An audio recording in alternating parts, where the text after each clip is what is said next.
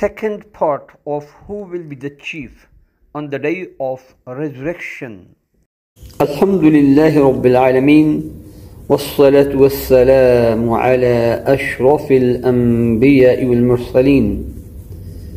أما بعد, my dear brothers and sisters and respected listeners, Assalamu alaikum wa rahmatullahi wa barakatuh. Continue topic is going on. Second part of who will be the chief on the day of resurrection. The statement of Allah subhanahu wa ta'ala. أعوذ بالله من الشيطان الرجيم.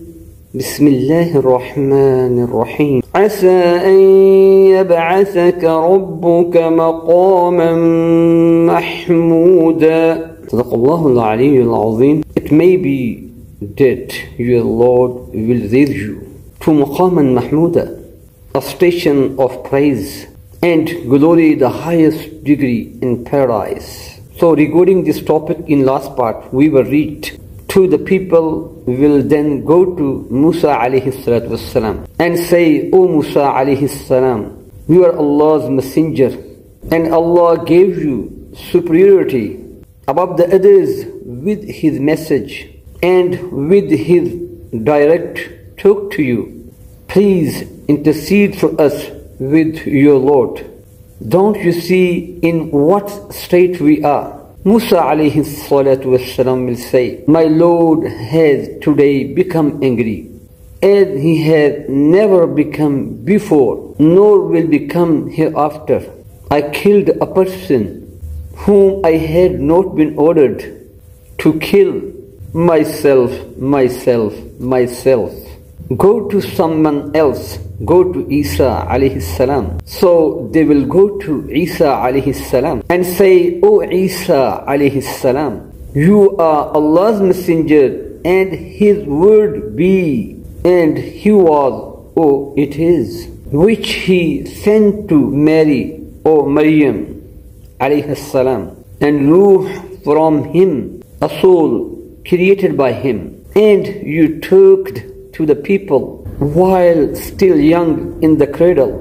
Please intercede for us with your Lord. Don't you see in what state we are?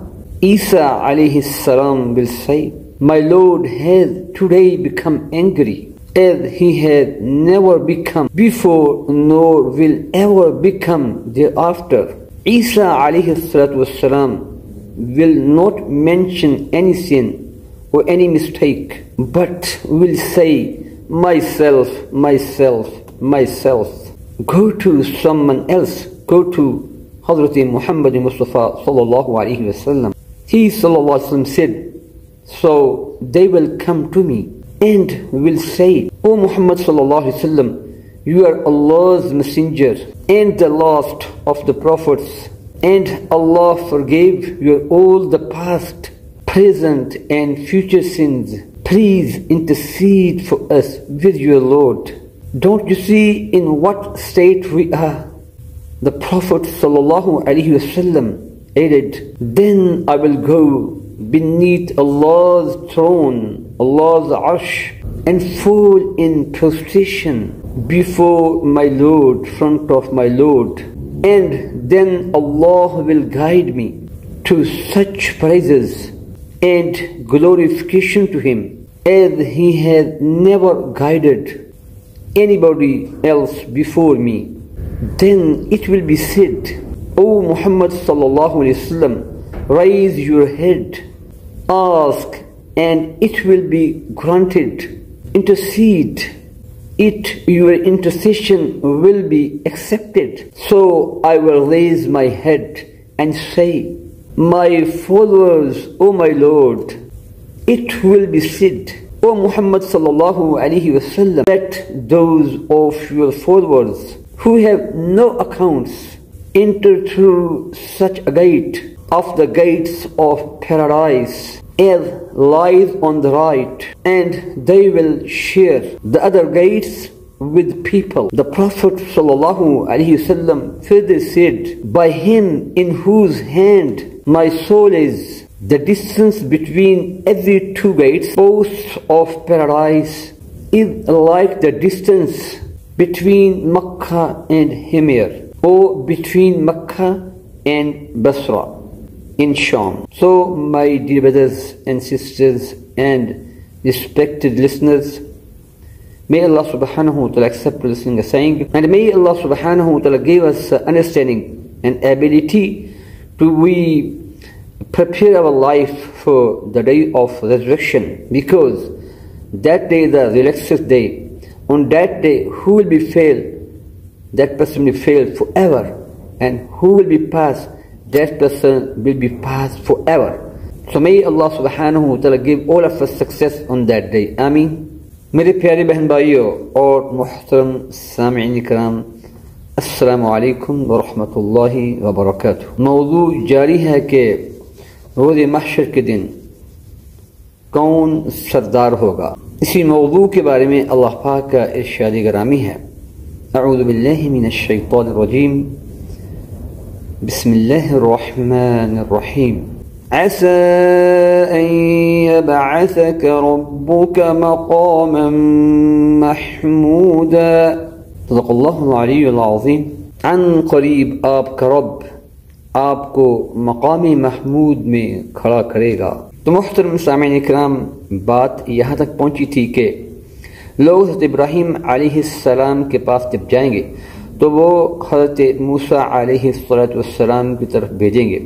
سب لوگ حضرت موسیٰ علیہ السلام کی خدمت میں حاضر ہوں گے اور عرض کریں گے، اے موسیٰ علیہ السلام، آپ اللہ کے رسول ہیں، اللہ تعالیٰ نے آپ کو اپنی طرف سے رسالت اور اپنے کلام کے ذریعہ فضیلت بخشی، آپ ہماری شفاعت اپنے رب کے حضور میں کریں۔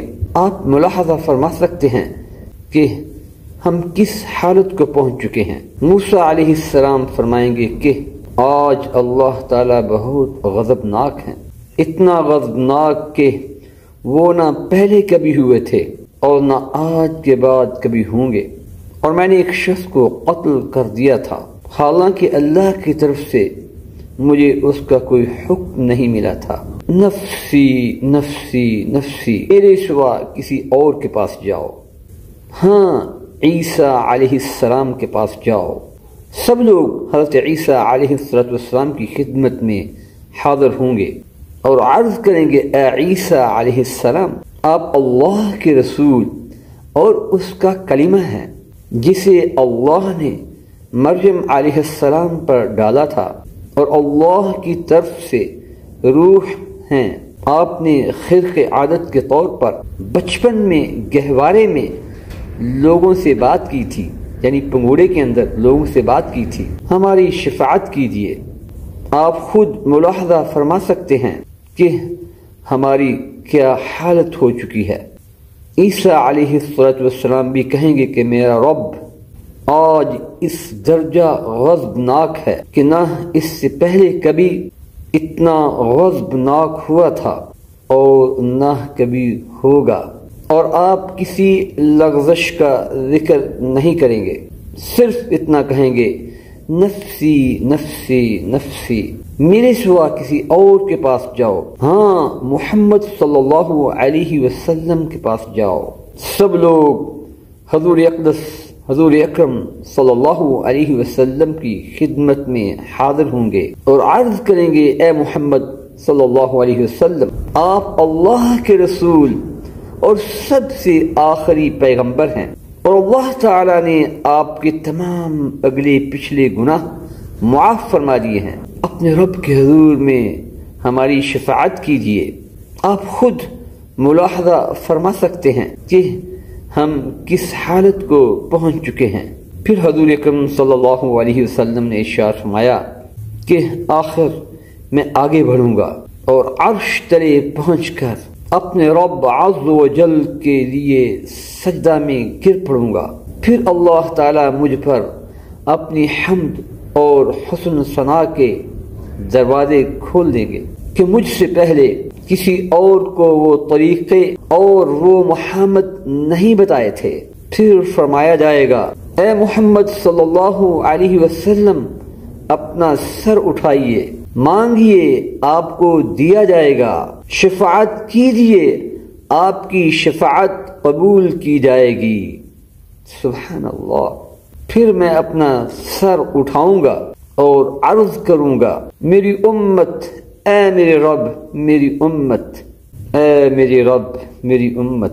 کہا جائے گا، اے محمد صلی اللہ علیہ وسلم اپنی امت کے ان لوگوں کو جن پر کوئی حساب نہیں ہے، جنت کے داہنے دروازے الباب الایمن سے داخل کیجئے۔ ویسے انہیں اختیار ہے، جس دروازے سے چاہیں دوسرے لوگوں کے ساتھ داخل ہو سکتے ہیں۔ پھر آن حضور صلی اللہ علیہ وسلم نے ارشاد فرمایا، اس ذات کی قسم جس کے قبضہ قدرت میں میری جان ہے، جنت کے دروازے کے دونوں کناروں میں اتنا فاصلہ ہے جتنا مکہ اور حمیر میں ہے، یا جتنا مکہ اور بصرہ میں ہے۔